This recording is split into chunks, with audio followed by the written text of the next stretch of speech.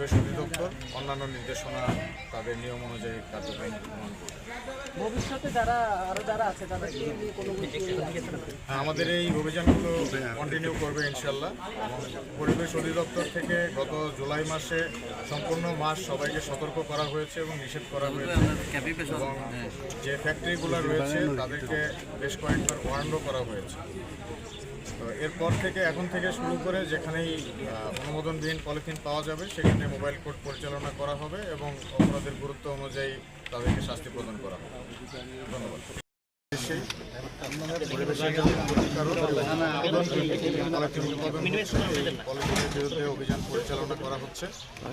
আজকে র্যাব 7-এর কয়েকটি চৌকস অভিযানিক দল, নির্বাহী ম্যাজিস্ট্রেট এবং পরিবেশ অধিদপ্তরের কয়েকজন অফিসার সহ মোবাইল কোর্ট পরিচালনা করছি। এখানে মোট 4টি ফ্যাক্টরিতে অনুমোদনবিহীন পলিথিন উৎপাদন করা হয়েছে, এটা পাওয়া গিয়েছে, এবং পরিবেশ অধিদপ্তর এটা নিশ্চিত করেছে যে এটা অনুমোদনবিহীন ছিল।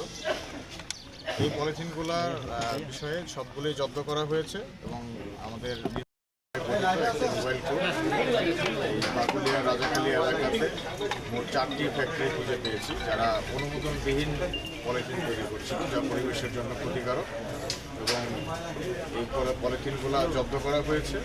নির্বাহী ম্যাজিস্ট্রেট মহোদয় আমাদের সাথে রয়েছেন, তার নির্দেশনা অনুযায়ী এবং অপরাধের গুরুত্ব বিবেচনা করব তিনি এই শাস্তি ঘোষণা করবেন।